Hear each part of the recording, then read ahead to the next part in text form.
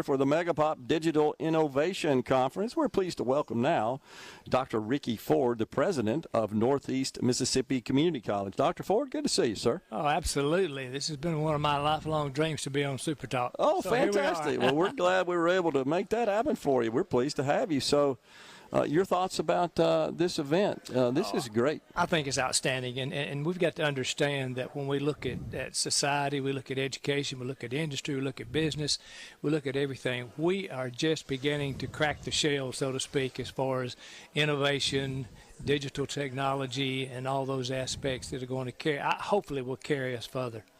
Well, Dr. Ford, historically, when you and I were in school, for example, it seemed like there was a bit of a disconnect between the private sector and the academic community. But that's changed dramatically. I mean, the improvements there, especially with the community colleges here in the state of Mississippi, I mean, they are absolutely joined at the hip with the employers in our state. Right. And trying to train them for the jobs so that they have the skills they need to step out of the college with a degree and go take those jobs. Absolutely. And of course, we go way back, obviously. So, there was never a connection between, we didn't have the job fairs. We didn't have those type things. We just said we're in high school and we're going to go to college and we're going to probably major in education, and that was the number one thing. Everybody wanted to be a teacher, wanted to be a coach, wanted to be something like that.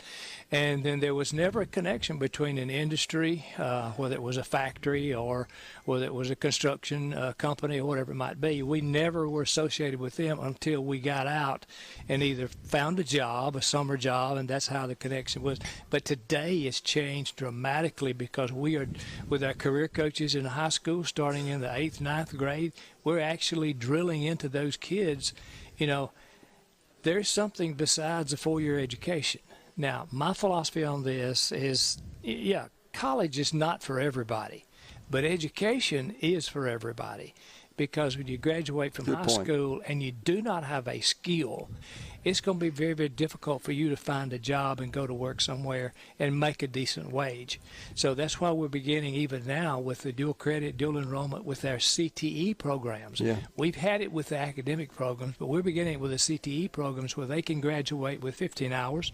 And that is okay, but it's not going to get them to the pay level they want unless they get another semester or get more skilled hours on the job training, so to speak, and learn how to do those things. So that's huge right now. It's getting those kids orientated to what's available, and then getting them started in high school, and then continuing on a pathway to get that degree for that higher paying job.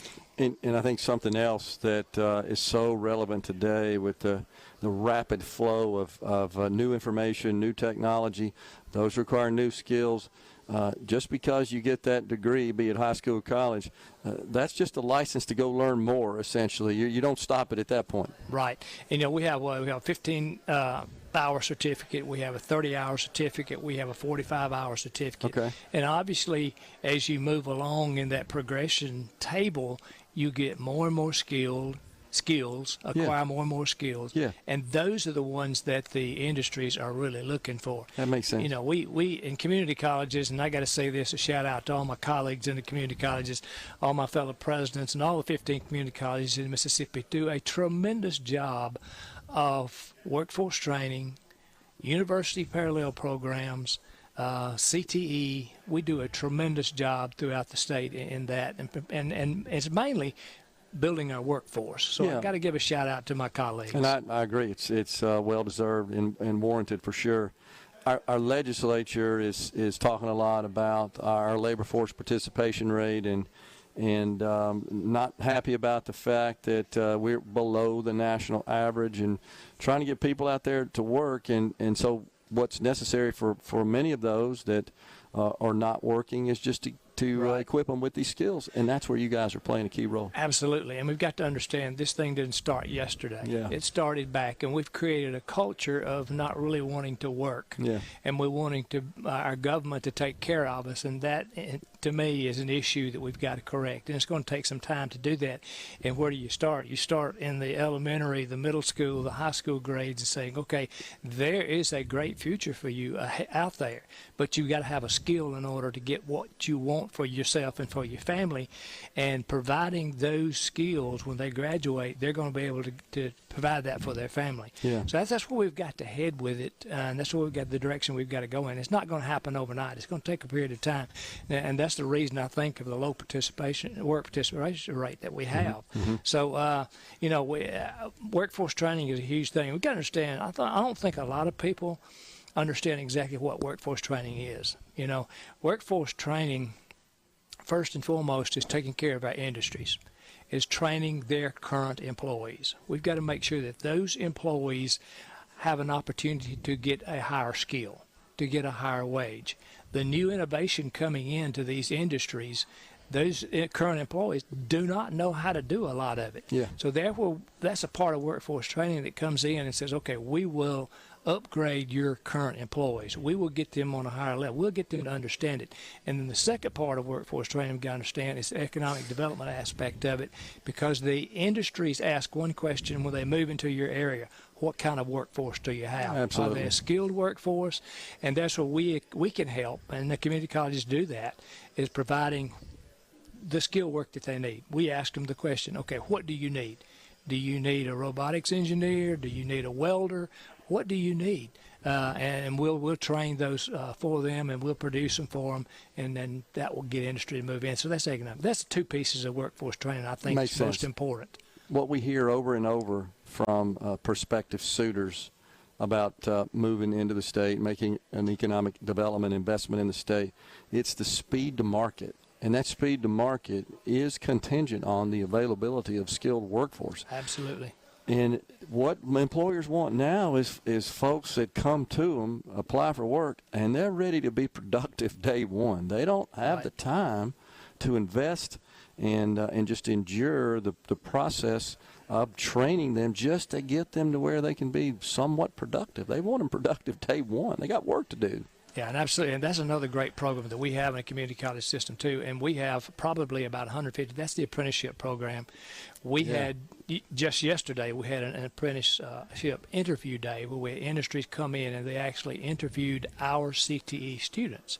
And with that interview in December, they will decide whether or not they want to bring them on as we used to call it the co-op program. Yeah, where they would go to work. Yeah. And the apprenticeship program is about the same thing. They continue going to school, but yet so many hours a week they work. And through I think it's Accelerate Mississippi's, and I hope I don't get this wrong. Accelerate Mississippi provides the funding to help pay for the labor on those students, their wages that they get. So they get to work, and they also get the industry gets to see whether or not they can get along with them. And so it's a win-win situation for both the employer and the student too.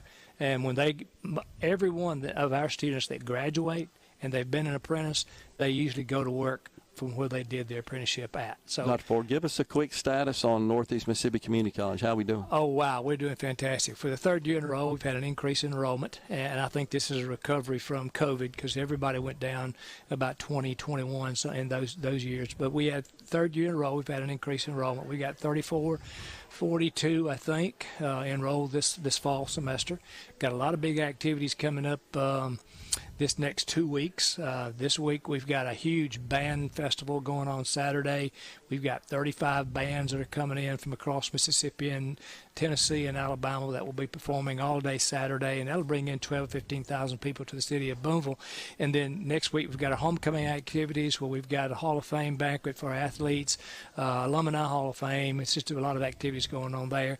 And then we're really jumping to something else right now, but we are really getting involved with our the AI aspect. Yeah. And we're kind of different from everyone else. We encourage our students to participate and use AI in the classroom, and we're really instilling it and using it within the instructional process along with the other technologies that we have. And, we're in a one-to-one iPad school, so all of our students get an iPad when they come in.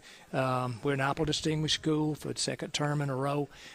We've got our students now, since we have the iPads, we have the textbooks we've called an OER, Open Educational Resource, and they are digital textbooks, and they are provided free of charge to our students. That's awesome. Sounds like you guys got it going on. I just want to make one final comment before we let you go here, is that the community colleges in the state of Mississippi are a huge asset for our state. There's no doubt about it. Absolutely, absolutely. Workforce training, economic development, we're the ones that are really pushing that, and we appreciate all the help we get from the legislature and the Senate, the governor, lieutenant governor, and everyone. They do a fantastic job of promoting us and helping us. Absolutely. Dr. Ricky Ford, president of Northeast Mississippi Community College, has been our guest. Appreciate it, Dr. Ford. Thanks for coming on. My pleasure. We're coming right back, folks. The Element Wealth Studio is in Tupelo, Mississippi for the Digital Innovation Conference. We're set up here in the Cadence Bank Arena and Conference Center. Come on by if you're in the area. Coming right back.